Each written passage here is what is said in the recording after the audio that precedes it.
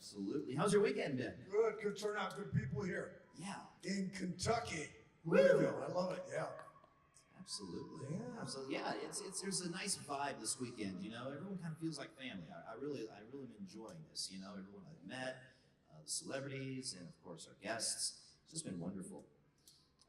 So let's get to it here. You were born in Chicago, right? Born in Chicago, but not raised there. I think they took me away when I was 4 months old or so. Oh, wow. So you were So my dad was military. He was Army, but I was born at the Naval Hospital, so we're still trying to figure that one out. So I think it was probably the only military base around. Okay. Yeah. Okay. So you're a California boy. Well, yeah, later on. I mean, the last 40 plus years, yeah. Yeah. But early after Chicago, Tennessee, Indiana, Southern Florida, West Palm Beach. Any Florida people here? Okay. Yeah. You? Central Florida. Yeah. Yeah. What city? Orlando. Orlando. There you go. Yeah. Disneyland. I work Disney World. Yeah. Did you really? What did you do at Disney World? No, you. Oh, no, I do. I actually work at Universal And aren't they Studios. building the new? Is it the Star Wars attraction? Yes, right? they are. Yeah. I'm very excited about Oh, this is that. gonna be huge. Yeah. Shameless plug for the company I work for right now. Get in good with the mouse. So you served in U.S. Marines. Thank you very much for your service. I still am, you know. Well, yeah. Once a Marine, always a Marine, you know. Do we have any other members of the military out here? No? Okay. My brother was in the military. Well, there you go. Excellent. What branch? The Army. The Army. Excellent. And my cousin was in the Air Force. Met him and my uncle. Oh, Both very of them in the cool. Air Force. Excellent. So you come from a military family. That's cool. Yeah. So you're in the military. What got you into acting?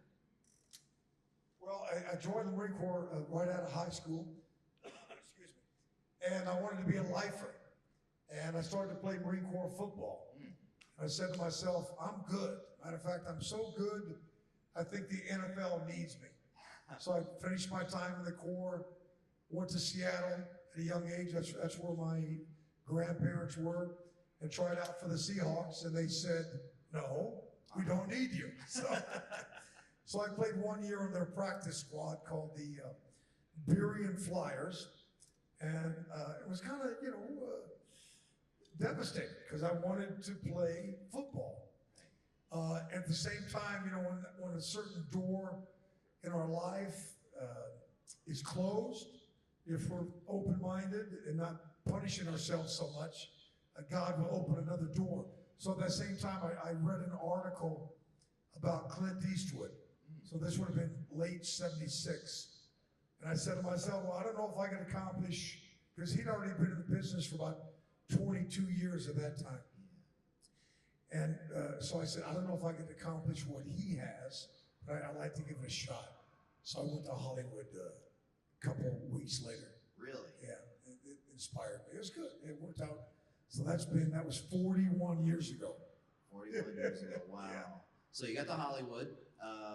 You went on a bunch of different auditions. Well, I had a plan too. I mean, I didn't do it blindly. Yeah. I mean, first of all, I felt like, okay, we always hear two voices in our lives. Usually the first voice is not the voice of reason, maybe it can be, but you hear certain voices of fear. To me, everything is fear-based. It really is. Oh, you can't do that. Nobody wants you. You will fail miserably. And then you hear this other voice, the voice of reason. It's usually a godly voice saying, "Oh, give it a shot. Matter of fact, you know what? You'd be good at this, and you belong there." So when you start hearing those voices, that's when you step out and you put it into action. But I gave myself parameters, not knowing anybody. I said, okay, I want to give it 6 months, meaning 6-month intervals. So every 6 months I have to progress forward. And I made a promise to myself, if I found myself within any 6-month period, regressing or backstepping, then I said, I'm done. But I knew right away it's all about provision. So you have to get a job. And that's why a lot of people that ask me for advice about the movie business, I tell them, it's about provision. So I got a job right away as a waiter. A tiny, tiny apartment. I mean, tiny. this apartment was on Sunset Boulevard up above. And this is the God's truth, I could lie down in the middle of the floor and touch the walls. Wow. I could touch the walls with both arms. You know, I don't know how it ended up being. I think they probably put up a wall. It probably was another bedroom or maybe a walk-in closet. That was really what it was. Was it pretty thin walls? It was like a walk-in closet. But that was 1977. It was probably, I think I remember paying $125, $125 a month or something crazy, you know? Wow. That was enough. And then right away got into a good acting class. And then within, my God, I think within 3 months, I have a commercial agent, and I'm shooting my first, it's a beer commercial called Schaefer Beer with the legend Jerry West, you know, the famous Lakers NBA player. And just kind of skyrocketed from there. Wow, so you're doing the commercial stuff, and somehow you end up in Blake Edwards 10. How did that happen? That ended up after commercial agent. In the acting classes, you always have agency, theatrical acting agent. We call it theatrical, or now talent agent. They would come in to audit the class. Somebody signed me up, and next thing you know, I'm other than just commercial auditions, I'm going out for movie interviews and whatnot. Yeah. That's so it just, and also I have this mindset, being a Marine. In other words, I walk into a lobby, a waiting area, be 20 guys that look like me, same age. And I never looked at that, Jason, as my competition. I wasn't thinking I'm better than they are. My thought was, well, if the decision makers, they either want me, Sam Jones, or they want somebody else. So I never got my thinking, ooh, look at that guy. Oh my gosh, you know, look at who I'm up against. I never thought of that. I just thought about, I believe they want me, and I'm going to go into that audition completely prepared. And if they don't want me, at least I'll make a good impression, and they'll bring me back for something else, which happened a lot of times, by the way. I didn't necessarily get the job then, but I left a good impression on the decision makers, and they brought me back in. Well, that's how I did that. And then, so I guess what I'm trying to say, I had this naivete, I had this purity, I had a freshness that you don't ever want to lose. And then as time went on, when you start making movies, you start reading the press on how good you are, and when they write something negative about you, does that mean I'm supposed to believe how horrible I am now? So I stopped reading. So I guess I got a little bit tainted and lost a little bit of that freshness, a little bit of that naivete, and you don't ever want to do that. So in my older years, I'm getting that back, which is wonderful. I think it's a little bit of, it's not that I don't care, but I go into a meeting now completely prepared. That's the key thing. I really believe I'm better prepared than any other actor going in there, number one. And number two, it's not as though I don't really care. It's just that I don't, you know, I don't need this, you know? I mean, a lot of times if you look too hungry, like, you know, hire me, I need the job, man. You know, if you look too desperate, I guess is the word, they can sense that stuff. So I go there with a nice smile and a sense of humor, just completely confident in who I am and where I'm going. And I had that, funny enough, I'm getting it back in my older years, but I had that in my early years. But somewhere along the way, no matter what we do, and believe me, just substitute the word actor for whatever you do. It's the same thing. You know, if you're a physicist, if you're a military man or woman, if you're a truck driver, it doesn't matter. Just substitute the same thing. It applies to everybody and everything. So hang on to that. It's refreshing and it's wonderful. It really is. And people want to be around that. They don't want to be around desperation and frustration and anger. And look, even when you say the words, it becomes ugly. You know. So it's an attitude of being positive, but building people up when you talk. You know, never breaking anybody down. Even a good friend of mine said, Sam, even when he owns a big company, even when he fires somebody, he ends the conversation by telling them how much value they have. it's not working out here. You know, sorry, I gotta let you go.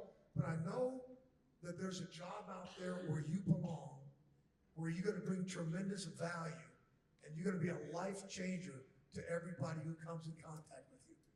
I mean, it's just common sense to do that, you know? And people want to be around, in my older years now, people want to be around, and I want to be around that. I stopped hanging out with certain people and certain things in my life. Well, things, I don't mean people, I mean certain things I was doing. Because that's how I encourage my children, my grandkids, you know, especially now, a lot of them are in college right now as we speak. And I tell them, you know, be very selective of your inner circle of friends, because most of them could give a crap about your future. But just hang out with people that are bringing value to you, and you better be doing the same thing to them. Otherwise, move on to somebody else. And I'm not much of a gray area type guy, if you know what I mean. Yeah. I know there is a gray area, but to me, for instance, the word value, okay? Well, I always look, what's the opposite? Liability, okay? You're either bringing value to the situation, or you are you're a freaking liability, okay? I've been a liability in people's lives before, so we need to correct that. And I know there's a gray area, but we have to do that. And then I used to use the excuse, well, they need me in their life because I can help change them and make them a better person. Well, that's okay. I'm not talking about your spouse or your children. I'm talking about, you know, an acquaintance or a friend. Well, it's okay that you want to help fix somebody, just along that process of fixing them doesn't bring you down into a pit. Sure. That's something we have to identify immediately.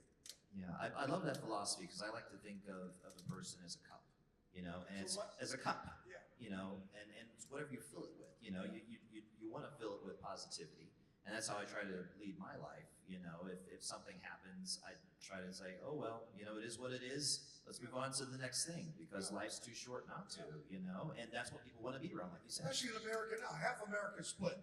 And by the way, I just got back from Scotland. Oh my God, it's the same thing in the UK. You know, they got the left, the right, they got the Brexit, all that. It's the same thing all over the world. It's mind-boggling.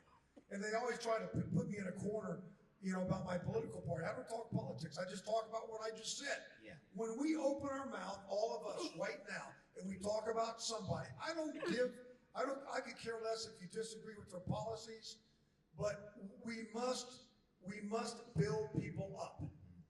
It's okay to hate what somebody does, but let me just make this very clear. If we hate certain people, it's not them we're punishing. We are tormenting ourselves. I hate that person. Well, how about hate what they do? But really, and this has become the defining factor for me in my life is, yeah, we can hate what somebody does, but let's not hate the person because it's turning around on us. We're becoming self-tormented. Yep. You know? It's like they say, it's like poisoning your enemy by drinking the poison yourself. When you hate, you know, it's a completely opposite thing. And I think we need more kindness, you know. Kindness I mean, is... come on, it goes a long way, right? Yeah. Because why? Because hate does what? Hate hates. It destroys. Love loves. And here's the cool thing about love. A lot of guys say, oh God, the L word. Here's the cool thing about love. You don't have to like the person. You don't even need to hang out with the person. Is that cool? But you gotta love them. What does that mean? It just means speak blessings to them. Don't break them down, but you don't need to hang out with them. But you gotta love them. You don't even need to like them. I think that's the coolest word, man. You know, really. Yeah. Well, obviously, your positive attitude. I mean, it's brought you along your career. So from 10, what did you do after that? After doing 10? Well, 10 was the first movie. That was so cool. Yeah. I think we got a pretty young audience here, so. You remember Blake Edwards? He directed all the Pink Panther movies, right? Some of you? Okay, cool. Well, my first movie was with Bo Derek.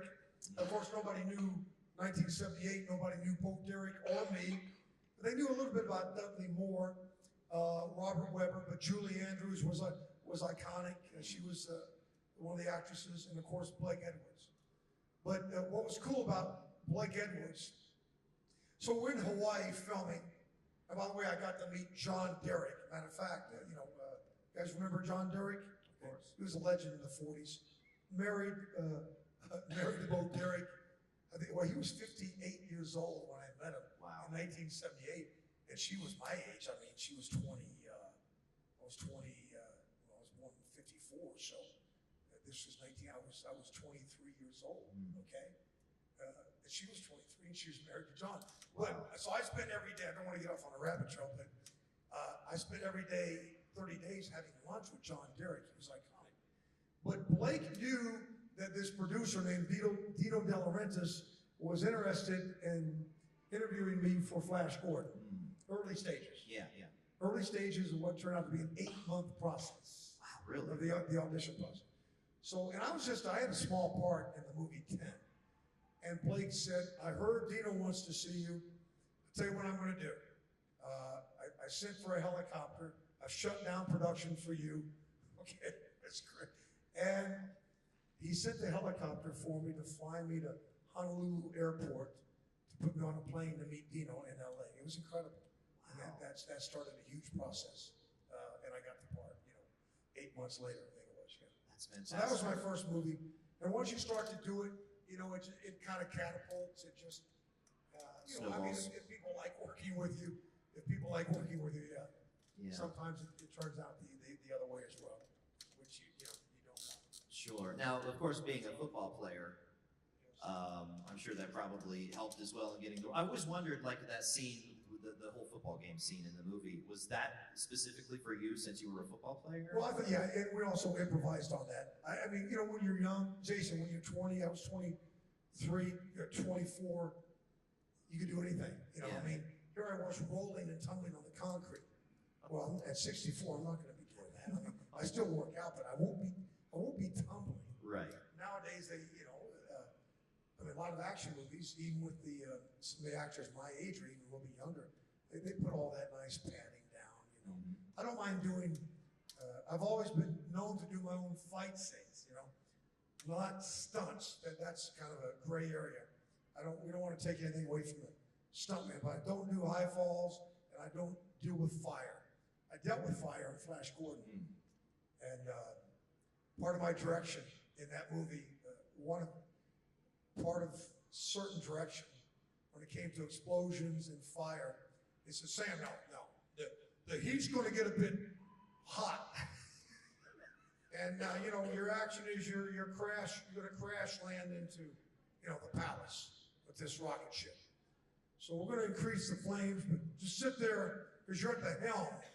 So just sit there as long as you can. So they're rolling camera, and if you look at that scene, you'll see the fan is blowing on me. That blonde hair is going, and I'm squinting. I'm not squinting because of the wind.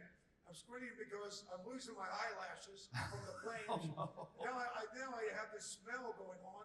I look at my arms, and the hair's gone. The hair's gone on my arms, and I said, I think it's time to bail out. Yeah. So fire is a whole nother animal. Yeah, I don't deal with that anymore. It's funny the things that you'll do in the industry when you're younger, because When you're you're young, just so happy to be in a movie, and you think back, it's like, I could have died doing that. Yeah, you don't want to say no, but Right. But as we get older, you learn to say no. Yeah. No. So Flash Gordon moves you into a television appearance career. You did a lot of different appearances, like the A-Team. You got to work with Mr. T. And that's right. Yeah. But yeah, I think after Flash Gordon, well, actually, was it before? No, before Flash Gordon, I did a television pilot. No, it was after Flash Gordon. You're right. Called Stunts Unlimited. Hal Needham was involved.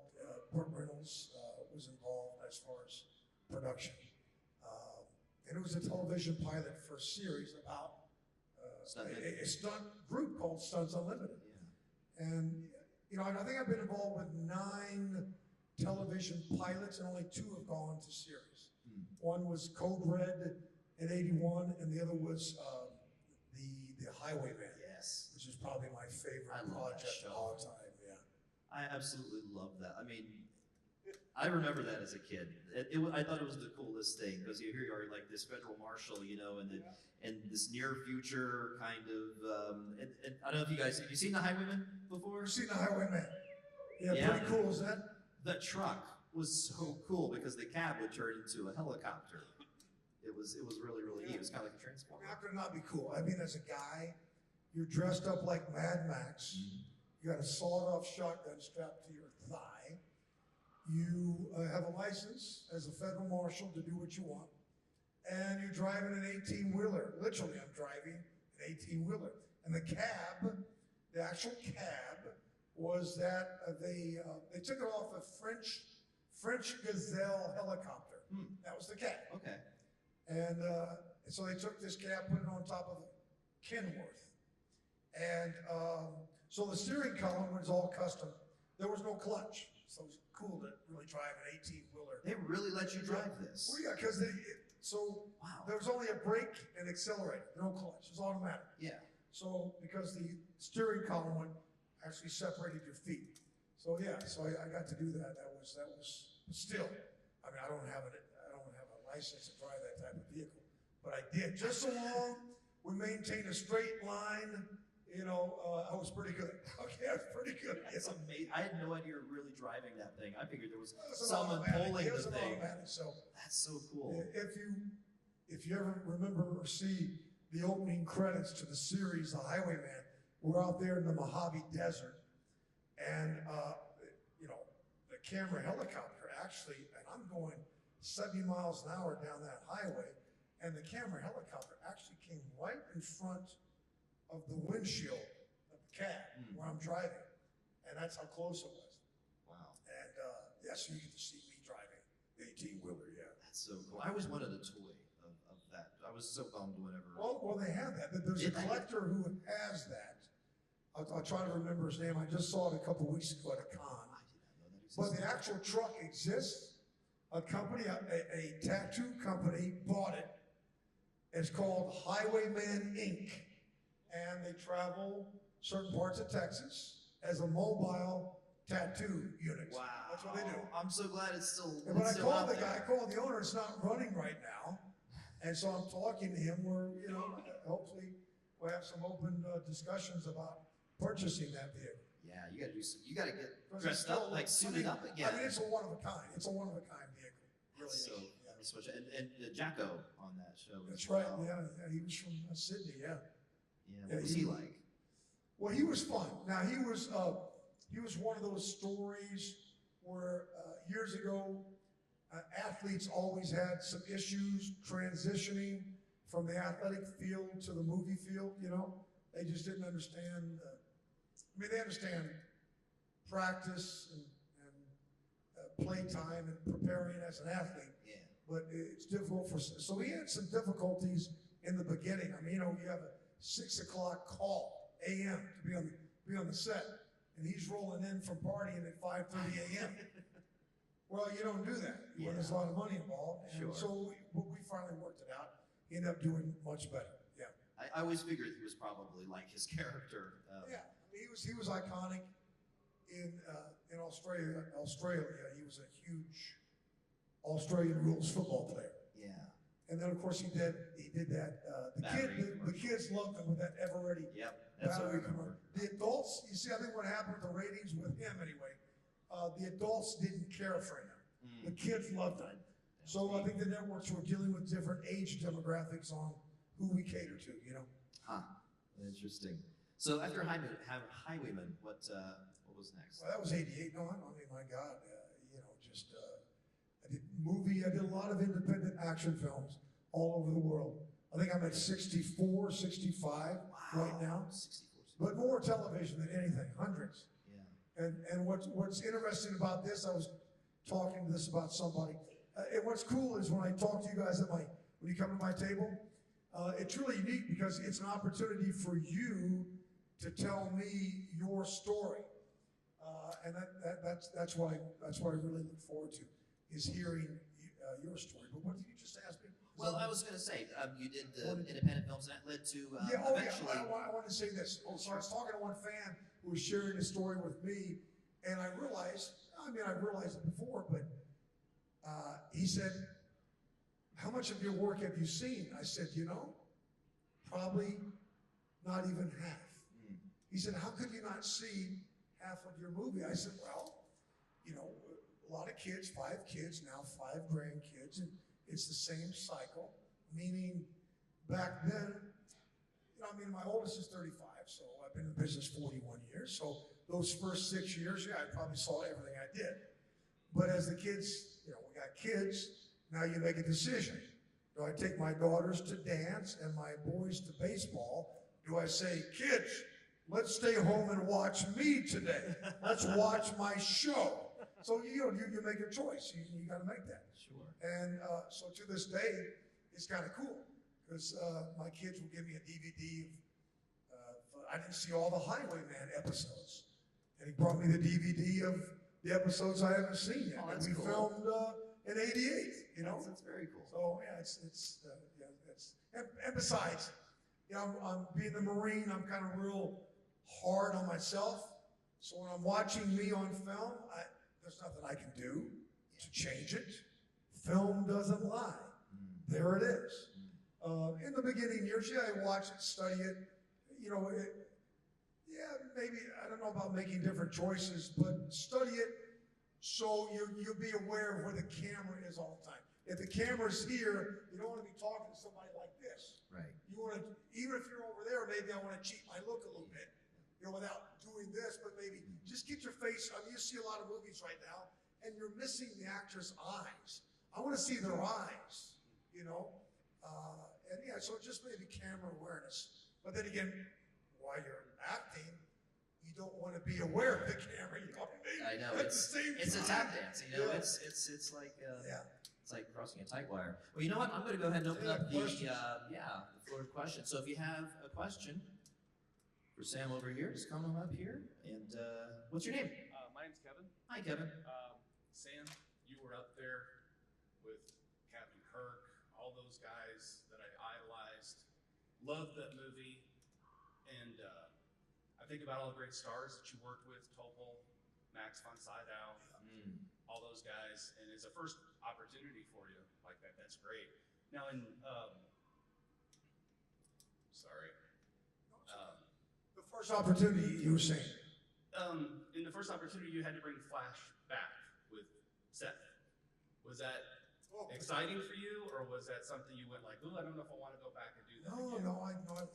I mean, because what you brought up, it's a great question, but it's a multifaceted. I mean, it opens up a lot of other questions and answers. But yeah, first of all, no, I had representation in the early years after Flash saying, you know, you need to maybe walk away from that. And so I said, why? I mean, at first I thought, well, maybe. Then I thought, well, why? Because, I mean, I call Flash Gordon the triple blessing. The first blessing in the business is actually getting hired. You know, getting hired in a project is the first.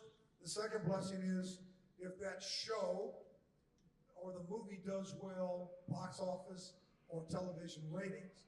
So right now we're talking about the third blessing, longevity. So next year I could actually say we filmed Flash Gordon 40 years ago. So it's a longevity thing. Are there any plans for the 40th anniversary? Let me see. We had the 35th. Yeah, they are talking about something for next year. I think their focus is more on the 50th. You know, I know. But going back, okay, the other part of that question, I explained about being proud of Flash Gordon. Right, when Seth approached you, or you were approached by Seth's people. Yeah. Well, first of all, and that's what's cool because, you know, I'm getting these calls now from these decision makers who were once 8-year-old young boys or young girls who grew up to be decision makers in Hollywood. And Seth's phone call to me was, hey, Sam, this is Seth MacFarlane. I said, who are you? And he said, this is what he told me, and I hear this a lot now. When I was 8 years old, I saw your movie, it changed my life. I said, well, how did it change your life? He said, well, I knew I wanted to be a creative type guy when I walked out of the movie theater because of you. And I said, well, you're creative, but you're also a bit perverted. I hope I had nothing to do with that. So he said, well, not really. But so he presented this, he said, I'm directing my first movie. And I said, it sounds great. But you know, he colored it or painted it, the presentation as this cute little teddy bear. This mean little nasty bear when I read that script, you know? So when I read the script, I said, man, we got to talk about this. I mean, what you saw was a modified, revised movie. Well, I hope especially so. with my dialogue. I mean, he had written some long 3-page monologues. Me giving my dissertation on every existing narcotic in the world, on the benefits and the positive attributes of every narcotic. I said, Seth, look, I understand you want me to make fun of me as Sam Jones and as Flash Gordon, do a parody, do a spoof. It's pieces of me, it's not really me, but this particular monologue, it's not, I can't do it. Because, number one, I don't agree with it. Primarily because I did a lot of that stuff, and it's not right. You know, it leads to devastation, destruction, and failure. And so we talked about it. It worked out. I mean, so what you saw was a much better version, I think. I thought it was just enough. It was great. What's that? I said it was just enough. It was great. It was one of those things yeah. that, like, it came out of left field in that movie, and it was just, bam, hit me like, oh, it's so funny. Yeah. But It was good. I enjoyed it. And it's funny when you're asked to do something where you're going to make fun of yourself, you know. And I enjoyed it. I did another film last year, another comedy, which is even more so. It's called Enter the Fist and the Golden Fleece, and it's a spoof on all the 1980 kung fu movies. Again, I play myself, but it's way over the top this time. So, yeah. well, thanks for coming here today. Yeah. Appreciate it. All right. Thank you for your question. Very nice. Any other questions? Yeah, come on up. I know you said earlier that when you go in for an audition, you didn't really look at everybody else and go, you know, if they don't want me, they don't want me. That's no big deal. Was there any roles that you really went into reading for that you thought, this is me, I've got this one, and then you didn't get it and were kind of disappointed? Yeah, well, I don't think I was disappointed. But again, that's a great point. Going back to that little waiting room with all the actors, there have been points where let me just say what happened. My buddy Kevin Sorbo, you guys know Kevin, right? Yeah. So I'm up, so I get this, I read the script. They want me to come in and audition for the part of Hercules, the TV series. I thought, I can do this, man. This is me. I can do it. So again, I don't pay much attention to the guys in the waiting area. They're getting ready to go in and read. And all of a sudden, I didn't know Kevin, but I saw this actor walking towards me with the long hair, and thinking as a creative guy, as a real person, not as some, I looked at that guy walking me, I said, oh my God, that's your Hercules right there. That's the guy who should be, if I'm casting, he's the guy. And I think that's the only time I've ever done that. And sure enough, Kevin and I became buddies, especially the past couple of years. But yeah, and that's one of the few times where, and I didn't get mad because I thought, that's the guy you want, man. I mean, come on. He was absolutely perfect for it, you know? Thank you. Yeah. That's very cool. Hi, how you doing? What's your name? I'm good. I'm Mitchell. I was wanting to know if you had any influence on the soundtrack from Flash Gordon. Are you No, a I Queen mean, fan?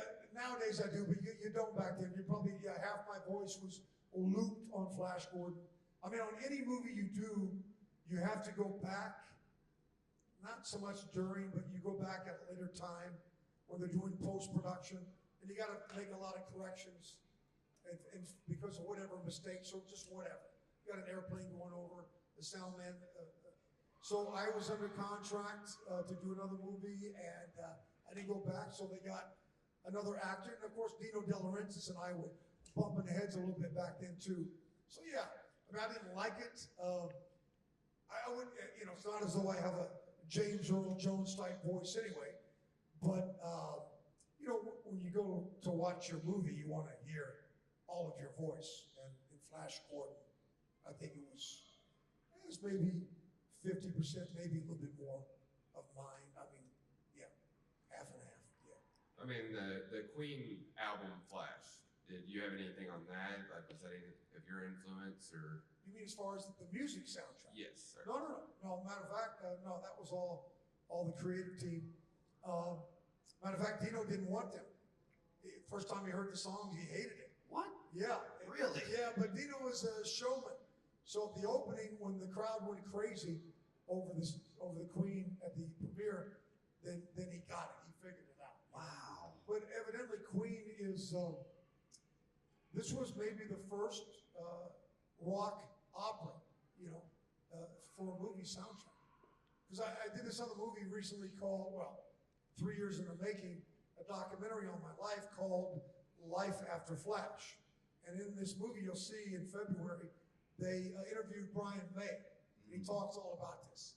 He talks all about that. And it's fascinating. It really is.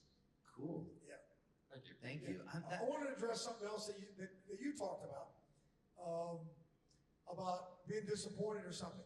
Here's what I was disappointed in.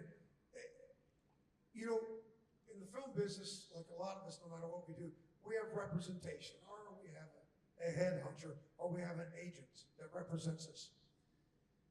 So I was telling you before, I hit it off really well with John Derek. We became good buddies, and he said, "Hey, I'm doing a movie called Tarzan. And you're the guy. You're the guy." So he presented this to me in 1978. I said, "Let's do it." And so I had a manager at the time. And believe me, I'm not the kind of guy that as an adult man then, and now, as an older adult man, I'm not the kind of guy that points fingers and say, "Oh, it was his fault, man.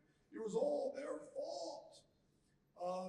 But I didn't realize in those early years that they worked for me. I do not work for them.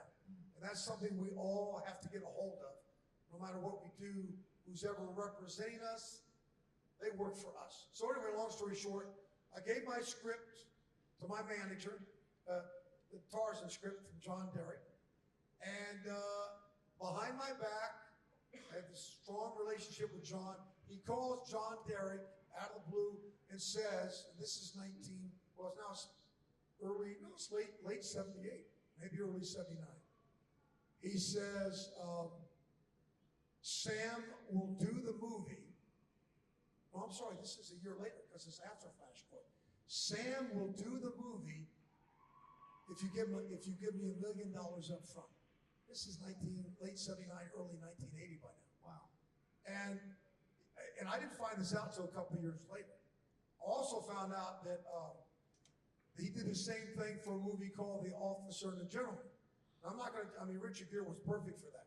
But these two projects were in my hand, offered to me, to my face, and I thought it was a done deal. And I just thought, I didn't bother to call John back to say, "Hey, everything okay?" Because I thought my management team was looking out for my best interest, which they were not. They were just greedy. Blew it. Freaking blew it. Because the significance about Tarzan is the original Flash Gordon, Buster Crabbe. As you know, he played Flash Gordon, Buck Rogers, Tarzan, Captain Gallant, and he was also an Olympic swimmer, medalist. So I was kind of on a roll here to be, Flash Gordon, Tarzan, Gil Gerard, of course, was Buck Rogers. And also, I did end up playing the Spirit, too, for Will Eisner. Not the movie, but we filmed it as a television pilot. So that's what pissed me off a couple of times in my career. I didn't take charge. I just kind of, that naivete, didn't have some real... See, there's smart people, and then there's godly wisdom. We have a lot of smart people running things in our country. But what's lacking in these very smart, intelligent, high IQ people is a godly wisdom. I didn't have that back then. I'm not an academic guy. I don't have that high intelligence. But what I am gifted with now, from my failures and my successes, I'm gifted with, I believe, a godly wisdom. That doesn't make me any better than anybody else. All it means is I've been kicked and had so many failures so many times that I got sick and tired of being sick and tired. I need to apply godly wisdom in everything I do. So I do that now. I think I drive certain people crazy, but being the Marine too, I dot the I's, I cross the T's. So yeah. That's the only thing, if I had to do over again, I would have just picked up the phone and say, John, what's going on? And he would have said, Sam, your freaking manager called me up and said, I can't talk to you anymore unless you unless you wire me $1 million. How freaking nutty is that? I mean, it's more than nutty. It's, what's a horrible word? It's deplorable. No, Ludicrous. No, it's horrible. It's just, it's the worst thing you can do, Sally. It's greed. Yeah. Well, that's not who you are. You're a wonderful man. Everyone, please, big round of applause for Sam Jones. I'm so sorry.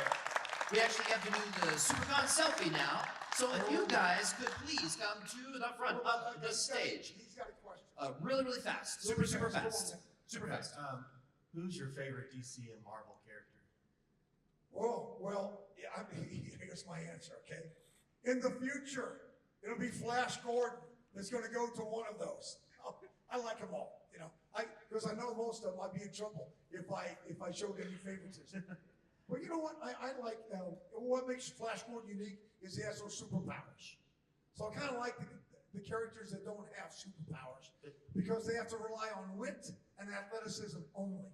Yeah. That's what makes Batman unique too. That's right. Yeah, good question. Good question. Thank you very much.